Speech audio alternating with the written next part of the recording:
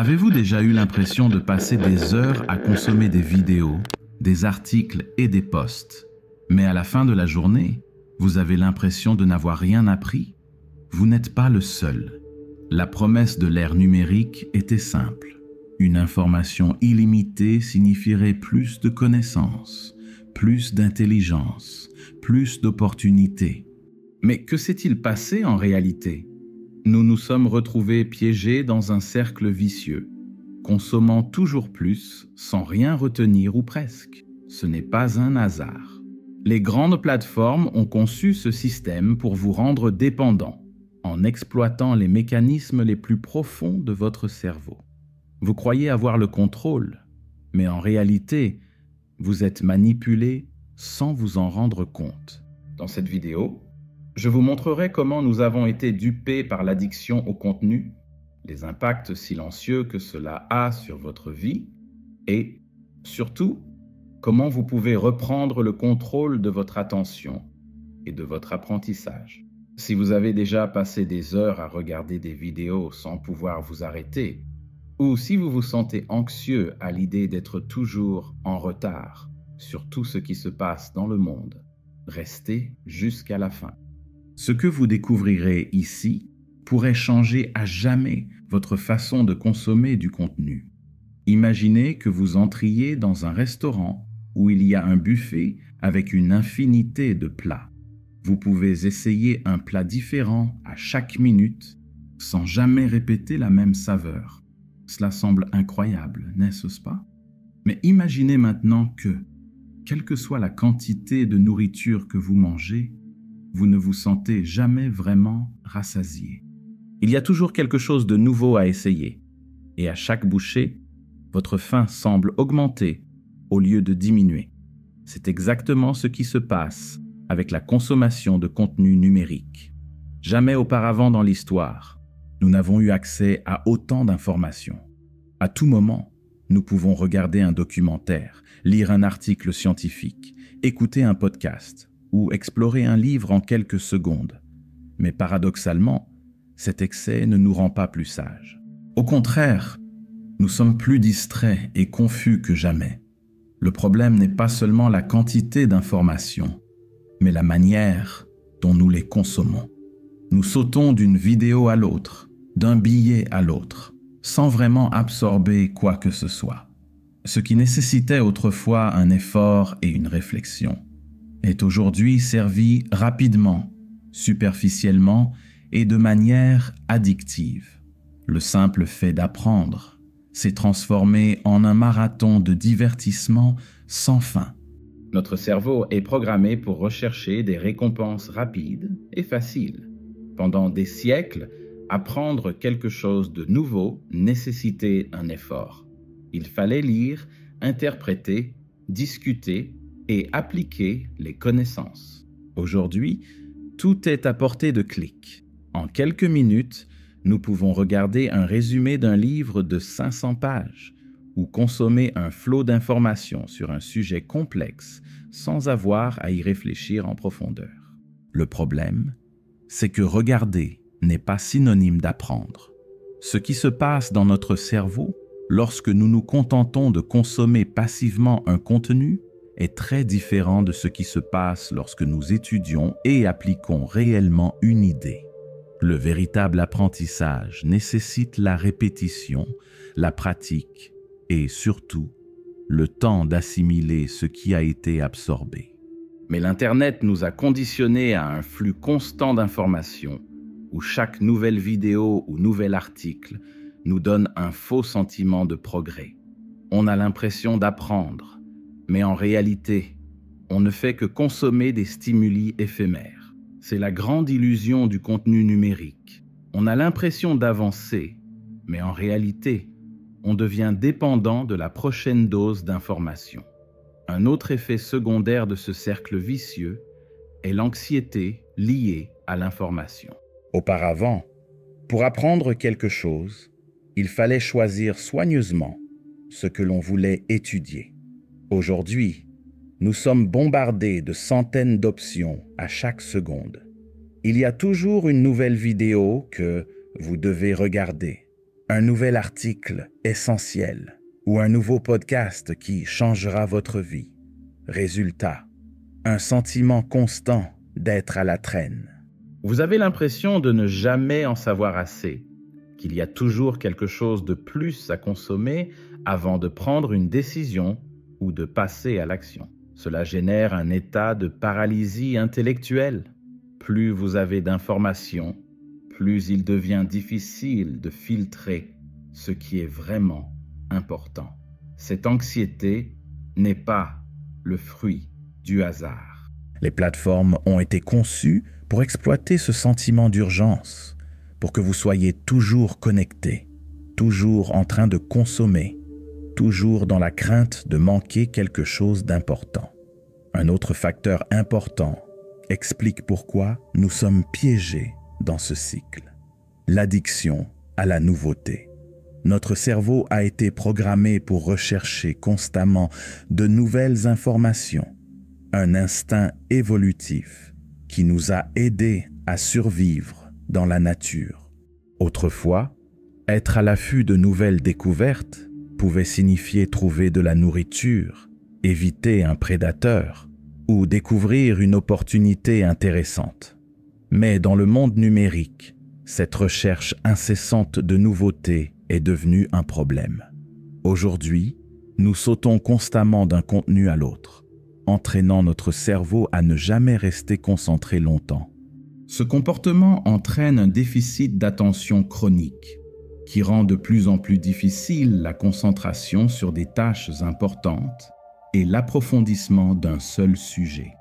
Cela explique pourquoi tant de gens commencent un livre et ne le terminent jamais, pourquoi les longues vidéos semblent fatigantes et pourquoi nous passons plus de temps à naviguer sans but qu'à absorber quelque chose d'utile. Nous sommes constamment récompensés par de petites doses de dopamine, mais ces récompenses sont vides. Elles ne mènent pas à un véritable apprentissage ou à une croissance. Si, auparavant, la difficulté était de trouver des informations de qualité, aujourd'hui le problème est inverse. Nous sommes noyés dans un excès de données non pertinentes et le prix à payer est élevé. Nous perdons notre capacité d'attention. Devenons dépendants des stimuli externes et cessons de développer notre esprit critique. L'impact de cette situation n'est pas seulement intellectuel, il est aussi émotionnel. Le sentiment d'être toujours en retard, de ne jamais en savoir assez, génère du stress, de la frustration et même de la dépression. Nous devenons des consommateurs passifs d'informations, mais pas des créateurs actifs de connaissances. Le pire, c'est que plus nous nous enfonçons dans ce cycle, plus il devient difficile d'en sortir. Chaque nouvelle vidéo, chaque nouvelle notification, chaque nouvel article renforce le comportement, rendant la dépendance de plus en plus profonde. Maintenant que nous comprenons le fonctionnement de ce cycle, nous devons explorer la structure cachée qui le sous-tend, les systèmes qui ont été créés pour nous maintenir dans cette spirale sans fin. Car oui, il ne s'agit pas d'un accident, mais d'un projet soigneusement planifié pour prendre votre attention en otage. Si vous avez déjà ouvert une application de médias sociaux avec l'intention d'y passer quelques minutes et que vous vous êtes rendu compte que vous aviez perdu 1 heure entière, sachez que ce n'est pas le fruit du hasard. Votre temps et votre attention sont les ressources les plus précieuses de l'ère numérique et les grandes plateformes technologiques savent exactement comment les retenir. Ce qui ressemble à un simple fil d'actualité ou à une liste de vidéos recommandées est en réalité un système méticuleusement conçu pour capter votre esprit et vous empêcher de le quitter. Les algorithmes qui sous-tendent ces plateformes ne sont pas neutres. Non seulement ils vous montrent du contenu en fonction de ce que vous aimez, mais ils apprennent également à vous maintenir engagé le plus longtemps possible. Pour ce faire, ils exploitent des mécanismes psychologiques profondément ancrés dans le cerveau humain. Le premier de ces mécanismes est l'effet machine à sous. Imaginez une machine à sous. Chaque fois que vous tirez le levier, vous ne savez pas exactement ce que vous allez obtenir. Il peut s'agir d'un gros lot, d'un petit lot ou de rien du tout. Cette imprévisibilité crée une dépendance, car elle active le système de récompense du cerveau.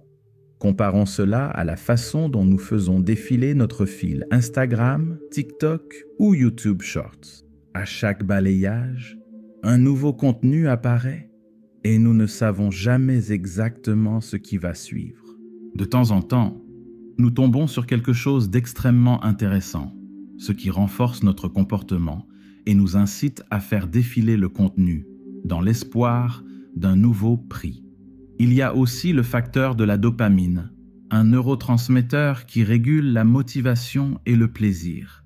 Chaque like, commentaire ou nouvelle vidéo intéressante libère de petites doses de dopamine, créant un cycle de récompense qui nous maintient accrochés. Les plateformes l'ont bien compris et distribuent ces petits prix de manière stratégique. L'objectif n'est pas seulement de plaire, mais de faire en sorte que vous restiez le plus longtemps possible. C'est pourquoi vous pouvez regarder une vidéo sur YouTube et, lorsque vous avez terminé, la plateforme vous en propose une autre qui semble encore plus intéressante. La recommandation n'est pas aléatoire, elle est calculée pour que vous n'ayez pas envie de partir. Ce qui rend ce système encore plus dangereux, c'est qu'il s'adapte à votre comportement. Plus vous consommez, plus l'algorithme comprend vos habitudes et optimise les suggestions pour que vous restiez accroché. Il apprend vos préférences, vos émotions et même les moments de la journée où vous êtes le plus susceptible d'être distrait. Si vous avez remarqué que les jours où vous vous sentez plus fatigué ou anxieux, il est encore plus difficile de quitter les médias sociaux. Ce n'est pas non plus une coïncidence. Les plateformes savent exactement quand vous proposez des contenus hautement addictifs. Un autre élément essentiel de ce mécanisme est la peur de manquer, ou FOMO, Fear of Missing Out. Les réseaux sociaux et les plateformes d'information exploitent ce sentiment pour vous maintenir constamment connecté. Vous avez l'impression que vous devez être constamment informé, que quelque chose d'important peut se produire à tout moment. Mais cette mise à jour ne s'arrête jamais. Il y a toujours une nouvelle vidéo à regarder, une nouvelle à lire, un nouveau débat en temps réel. Il en résulte un état d'hyperconnectivité permanente qui épuise l'attention et consomme l'énergie mentale. Et le plus impressionnant, c'est que tout cela se passe sans que l'on s'en rende compte. Contrairement à une addiction traditionnelle, comme la cigarette ou l'alcool, où les signes physiques de dépendance sont évidents, l'addiction au contenu numérique est silencieuse. Elle se déguise en productivité, en apprentissage et en socialisation.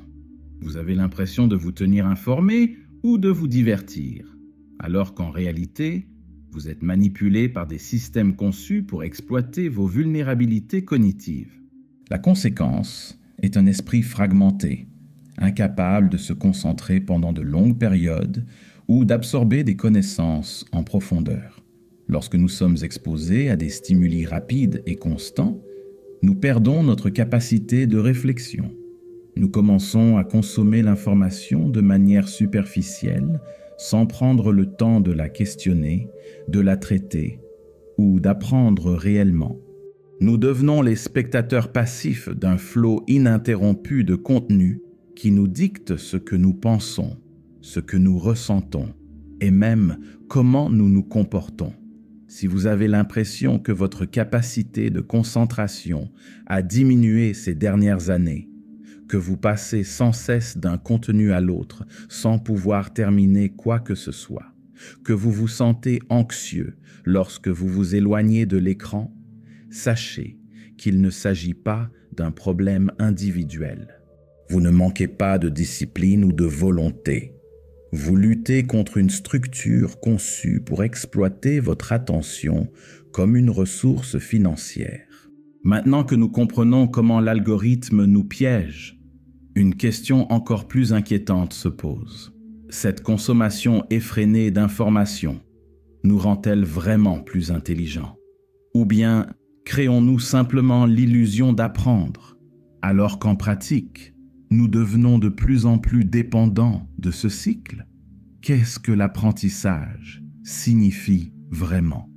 Depuis des siècles, l'humanité a compris que la connaissance n'est pas seulement une question d'information, mais aussi de rétention, de réflexion et d'application. Cependant, à l'ère numérique, nous avons été amenés à croire que consommer plus de contenu équivaut à apprendre davantage. Nous passons des heures à regarder des vidéos éducatives, à lire des articles et à écouter des podcasts. Mais lorsque nous devons utiliser ces connaissances, nous nous rendons compte qu'il n'en reste pas grand-chose. Si l'information était synonyme de sagesse, nous serions tous des génies. Mais c'est le contraire qui se produit. Nous n'avons jamais eu autant accès à la connaissance. Et, paradoxalement, nous n'avons jamais été aussi distraits, aussi superficiels dans notre apprentissage. En effet, le simple fait de consommer passivement ne génère pas de véritable connaissance. Notre cerveau a besoin de 3 éléments fondamentaux pour apprendre: la répétition, la réflexion et l'application. Or, la manière dont nous consommons le contenu numérique s'attaque précisément à ces 3 piliers. Tout d'abord, la répétition est remplacée par la recherche incessante de nouveautés.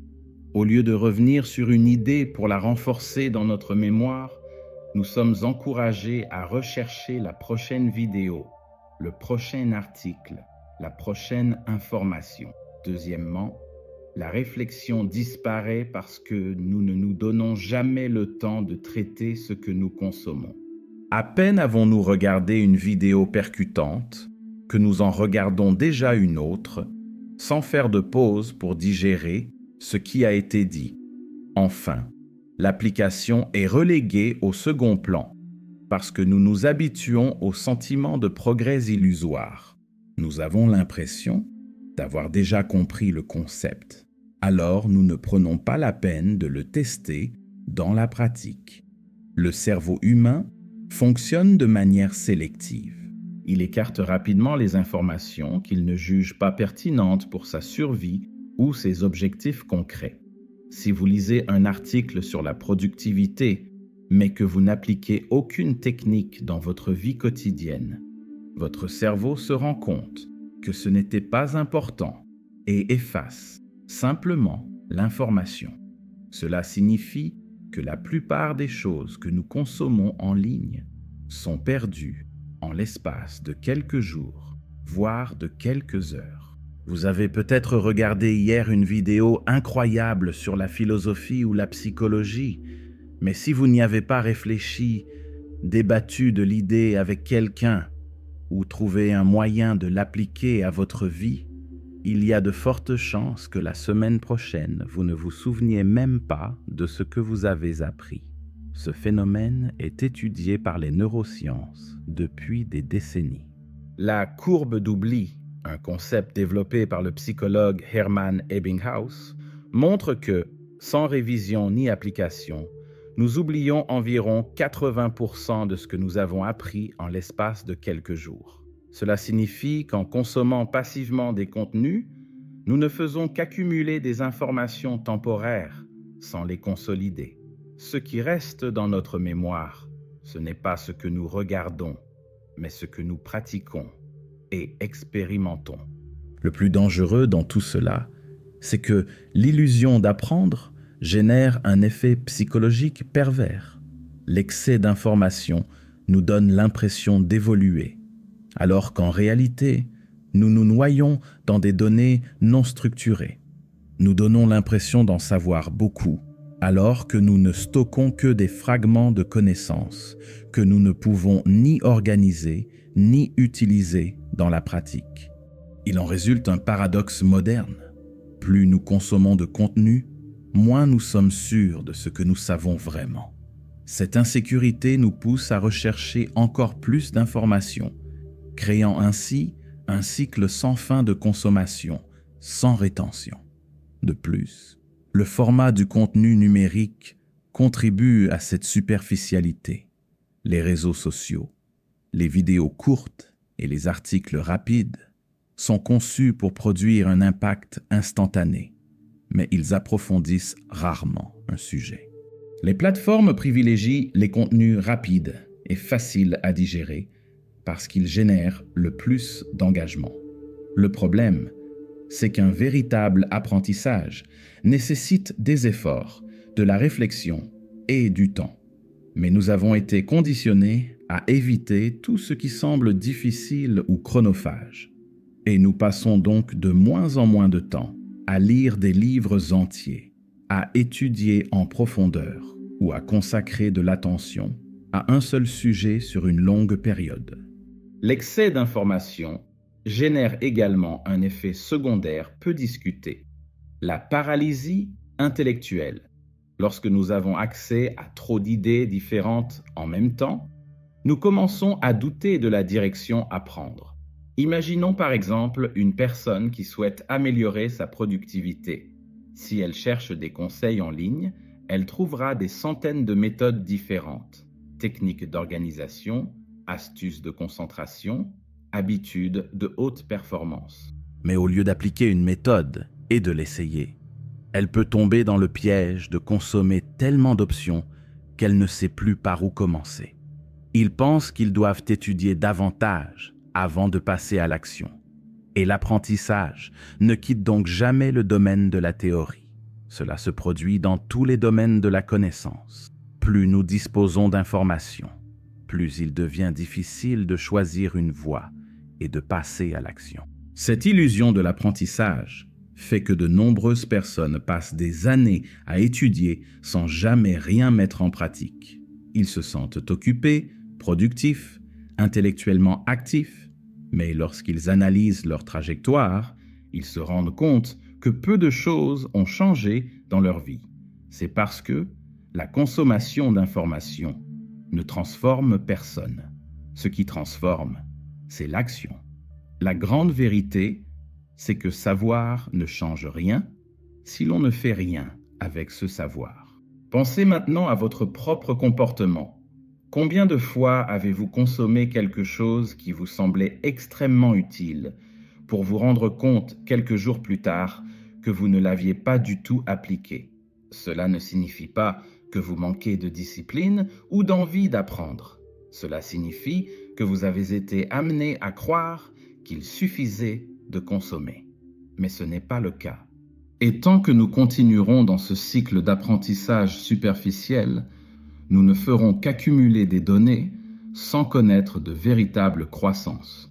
Le plus grand danger de l'addiction au contenu n'est pas seulement le temps qu'elle consomme, mais ce qu'elle fait à notre esprit sans que nous nous en rendions compte. S'il ne s'agissait que de passer quelques heures de plus à regarder des vidéos ou à lire des articles, le problème ne serait pas si grave.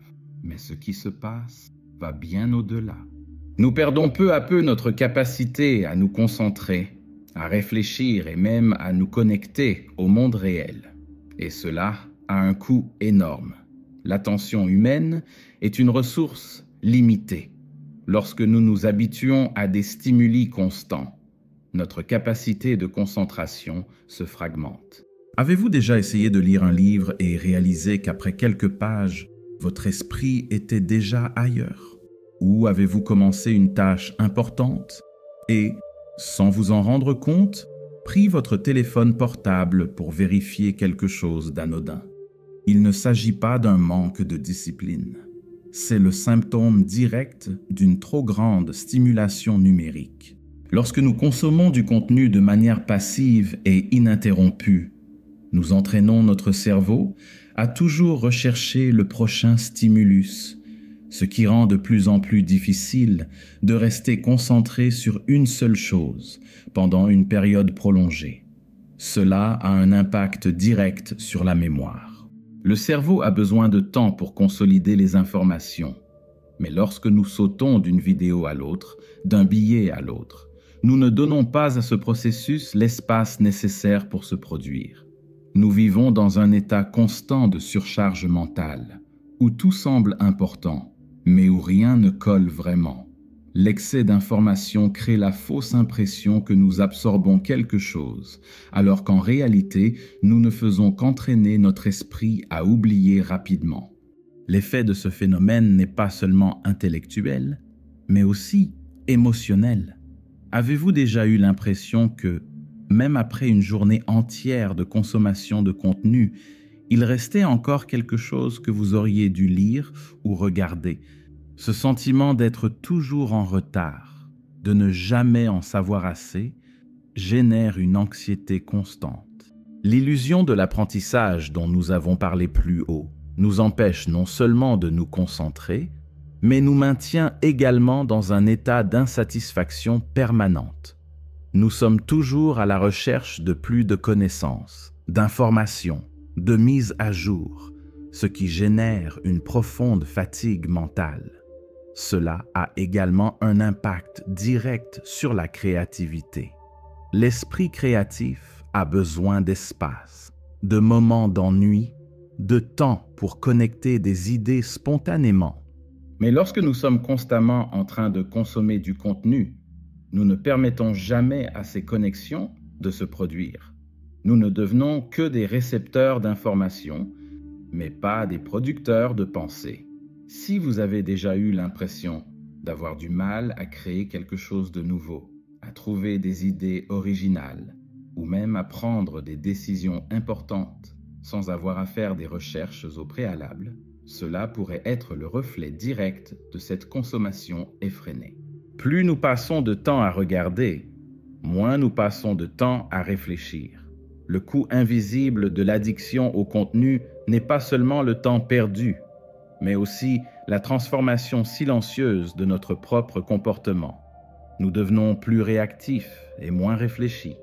Nous commençons à compter sur les écrans pour occuper chaque moment libre, incapables d'être simplement dans le présent sans stimulus extérieur.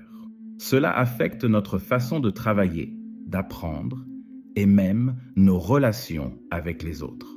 Combien de fois vous êtes-vous rendu compte que, lors d'une conversation avec quelqu'un, votre esprit était ailleurs, ramené à ce que vous aviez vu dans une vidéo, un billet ou un article d'actualité?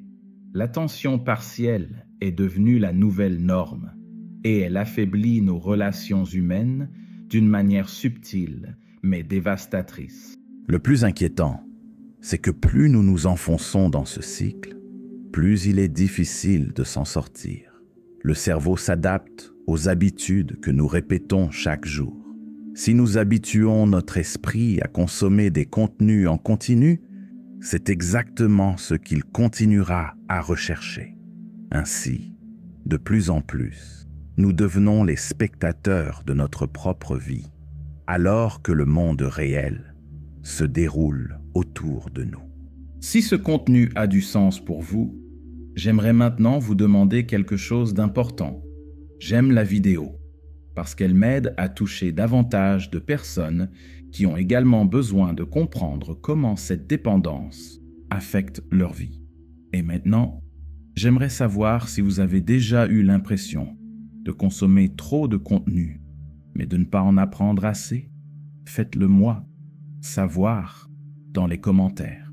J'aimerais connaître votre expérience.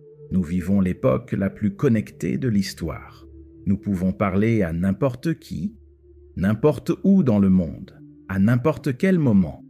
Nous pouvons suivre la vie de nos amis, de notre famille et même d'inconnus en temps réel, voir leurs photos, lire leurs pensées, participer à des débats. Il n'a jamais été aussi facile d'interagir et pourtant, nous n'avons jamais été aussi seuls. Cette contradiction n'est pas seulement un effet secondaire de la technologie, c'est le modèle même de fonctionnement des réseaux que nous utilisons tous les jours. Ce qui était autrefois un moyen de nous rapprocher de ceux qui sont loin de nous est devenu un substitut aux vraies connexions. Les conversations approfondies ont été remplacées par des likes, des réactions et des emojis. Au lieu de demander à quelqu'un comment il va, nous voyons simplement un message et supposons que nous le connaissons. Le contact humain a été remplacé par des interactions rapides, fragmentées et souvent superficielles. Et au fond de nous, nous sentons qu'il manque quelque chose. En effet, les interactions numériques, aussi constantes soient-elles, ne répondent pas aux besoins humains d'une véritable connexion. L'échange de messages peut maintenir le contact, mais il ne remplace pas la présence physique. Les commentaires peuvent sembler être des interactions sociales, mais ils ont rarement la profondeur d'une véritable conversation. Plus nous nous habituons à ce type de relation, plus nous nous déconnectons de l'expérience humaine authentique. L'ironie de la chose, c'est que cet excès d'informations sur la vie des autres nous fait nous sentir encore plus isolés. En ne voyant constamment que les meilleurs moments de chaque personne, nous créons une comparaison silencieuse et injuste. Nous voyons des réalisations, des parcours, des moments heureux. Et même si nous savons rationnellement que ce n'est qu'une partie de l'histoire, nous nous sentons laissés pour compte. La comparaison, autrefois limitée à des cercles sociaux restreints, se produit aujourd'hui à l'échelle mondiale. Chaque jour, nous sommes exposés à des milliers de vies apparemment plus intéressantes que la nôtre. Il en résulte une distanciation émotionnelle. Au lieu de renforcer les liens, les réseaux créent souvent des barrières invisibles. Nous nous habituons à voir et à être vus sans vraiment nous ouvrir. Nous perdons l'habitude de l'écoute active, de la patience pour les longues conversations, de l'échange sincère sans filtre ni montage. Cette déconnexion ne se produit pas seulement avec les autres, mais aussi avec nous-mêmes, avec tant d'informations externes qui remplissent notre esprit en permanence. Il reste rarement de l'espace pour regarder vers l'intérieur. Il en résulte un vide difficile à identifier. Nous avons l'illusion d'être toujours en compagnie, mais dans les moments de silence, nous ressentons un malaise inexplicable. Le temps que nous pourrions consacrer à la réflexion, à l'analyse de nos émotions, à la connaissance de nous-mêmes, est constamment rempli de notifications et de nouveaux contenus. Nous perdons le contact avec notre moi intérieur, ce qui nous rend plus vulnérables, plus anxieux, plus perdus. La connexion numérique peut être un outil incroyable, mais elle ne peut pas remplacer les vraies relations. Si nous n'en prenons pas conscience, nous risquons de vivre entourés d'informations, mais privés de ce qui fait vraiment de nous des êtres humains. S'il y a une chose qui est devenue rare de nos jours, c'est bien la capacité de pleine conscience. Nous n'avons jamais été aussi distraits, et ce n'est pas une coïncidence. Chaque notification, chaque nouvelle vidéo recommandée, chaque article suggéré se dispute une seule ressource, votre attention. Ce qui était autrefois un processus naturel, s'asseoir, lire, réfléchir, travailler avec concentration, est devenu un défi presque impossible à relever. Combien de fois avez-vous essayé de vous concentrer sur une tâche, mais avant même de vous en rendre compte, vous avez attrapé votre téléphone portable pour vérifier quelque chose de non pertinent? En effet, au fil des ans, nous avons été entraînés à diviser notre attention en 1000 morceaux, sans jamais donner à quoi que ce soit toute la profondeur voulue. Cette fragmentation a un coût. Le cerveau n'a pas été conçu pour passer d'un stimulus à l'autre en permanence. Lorsque nous essayons de nous concentrer sur quelque chose et que, à mi-parcours, nous sommes interrompus par un message, une notification ou la simple envie de consulter quelque chose sur Internet, il nous faut du temps pour revenir à notre rythme. Des études montrent qu'après une interruption, le cerveau peut mettre jusqu'à 25 minutes pour retrouver le même niveau de concentration qu'auparavant. Pensez maintenant au nombre de fois où votre attention est détournée au cours de la journée. Si nous passons constamment d'une tâche à l'autre, d'un média social à une vidéo, quand nous consacrons-nous vraiment à quelque chose? Le problème est que nous perdons le fil de ce qui se passe. Comme nous consommons sans cesse de nouveaux contenus, nous pensons que nous sommes productifs, que nous apprenons, que nous avançons. Mais en réalité, nous ne faisons que sauter d'un stimulus à l'autre, sans profondeur. La véritable concentration demande un effort, et tout ce qui nous entoure est conçu pour nous empêcher de l'exercer.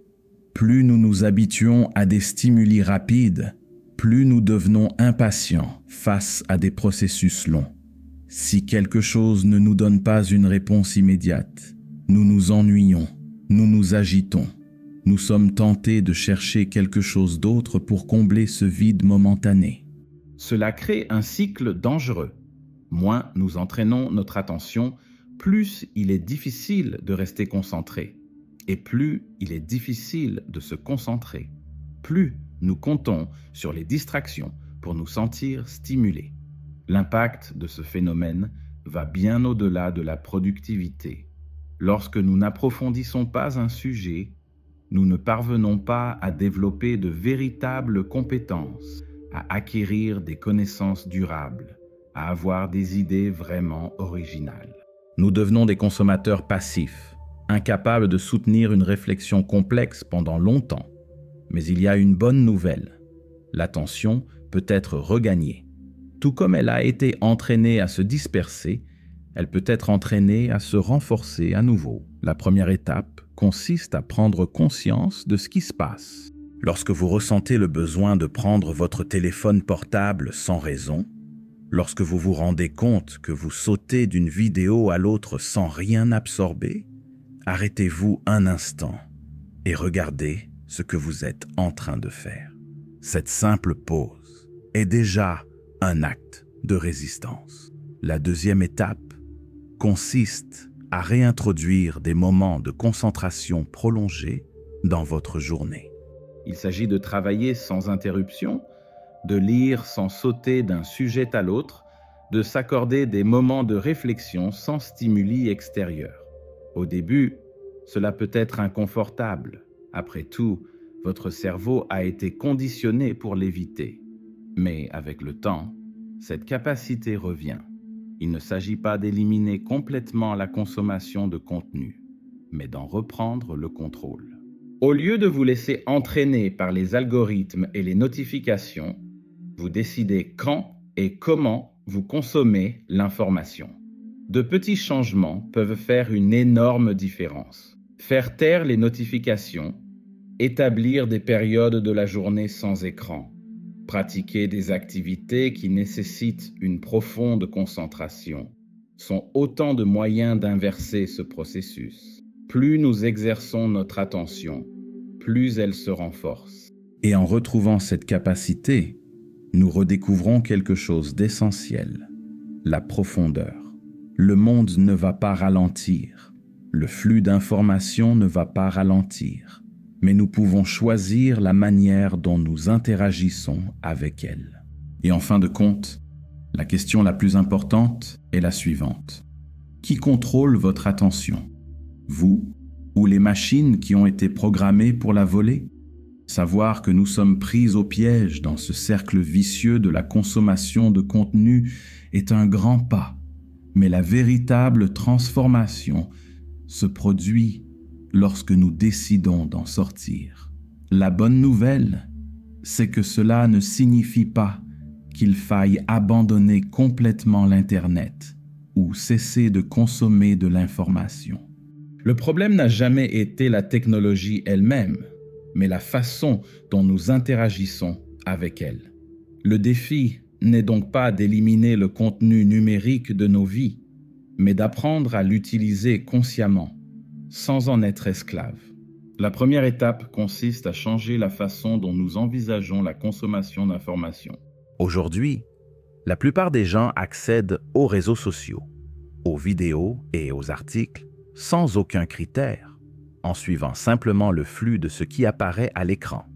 Mais si nous n'établissons pas un objectif clair pour ce que nous consommons, nous serons guidés par les choix des algorithmes plutôt que par nos propres besoins. Cela signifie que nous devons inverser cette logique. Au lieu de consommer passivement du contenu, nous devons choisir activement ce que nous voulons apprendre et quand nous voulons l'apprendre. Le meilleur moyen d'y parvenir est de fixer des limites. Si vous avez réalisé que vous passez plus de temps que vous ne le souhaiteriez à regarder des vidéos ou à naviguer sur les réseaux sociaux, une stratégie simple et efficace consiste à fixer des horaires spécifiques. Au lieu d'accéder à votre téléphone portable à tout moment, vous pouvez réserver des périodes de la journée pour consommer de l'information de manière intentionnelle. Cela évite que la consommation ne devienne une habitude automatique et fait en sorte que chaque interaction avec le contenu ait un but réel. Un autre changement fondamental consiste à transformer la consommation passive en apprentissage actif. Chaque fois que vous regardez une vidéo ou lisez un article, demandez-vous: qu'est-ce que cela m'a vraiment appris? Comment puis-je appliquer ces connaissances à ma vie? Souvent, le simple fait de réfléchir à ce qui a été consommé suffit à transformer des informations vagues en connaissances utiles. Si vous voulez aller encore plus loin, essayez d'écrire les points principaux de ce que vous avez appris et cherchez des moyens de mettre ces idées en pratique. L'information ne prend de la valeur que lorsqu'elle est utilisée. Il est également important de créer des moments de silence mental. Le cerveau a besoin de pauses pour traiter les informations. Et si nous consommons toujours de nouveaux contenus sans interruption, nous ne nous donnons jamais l'occasion de réfléchir. L'absence de stimuli n'est pas un vide à combler.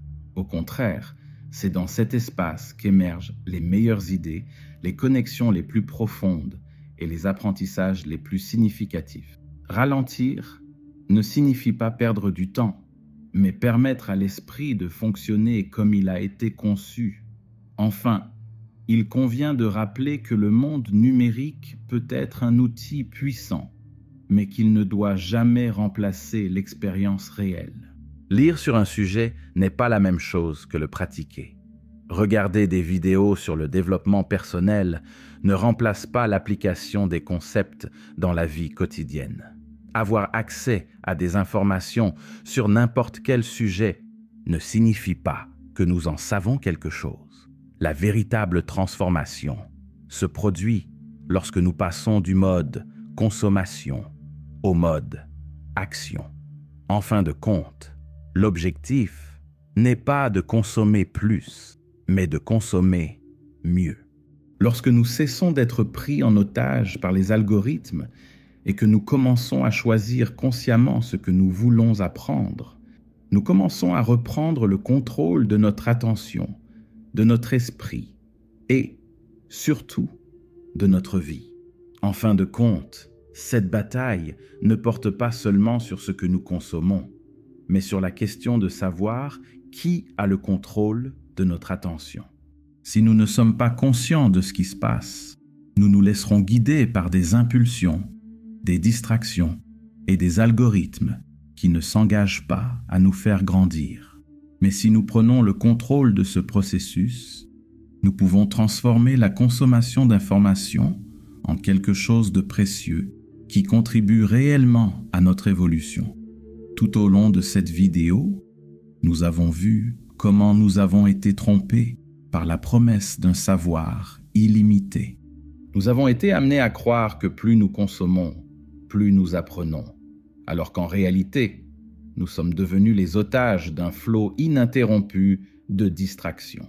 Nous comprenons que les algorithmes sont conçus pour nous rendre accros, en exploitant la chimie de notre cerveau pour faire en sorte que nous ne puissions jamais nous arrêter. Nous avons parlé de l'illusion de l'apprentissage, de la manière dont nous confondons souvent le sentiment de progrès avec la croissance réelle, et de la manière dont ce faux sentiment peut nous empêcher d'appliquer réellement ce que nous avons appris. Nous avons également réfléchi au coût invisible de cette dépendance. Nous perdons la capacité de nous concentrer, nous devenons anxieux, nous oublions ce que c'est que d'être simplement présent, sans avoir besoin d'un écran pour occuper chaque instant de notre temps. Nous avons constaté que, Même à l'ère de l'hyperconnectivité, nous n'avons jamais été aussi seuls parce que nous avons échangé des liens réels contre des interactions superficielles et que la profondeur de notre attention a été fragmentée par des stimuli rapides et constants.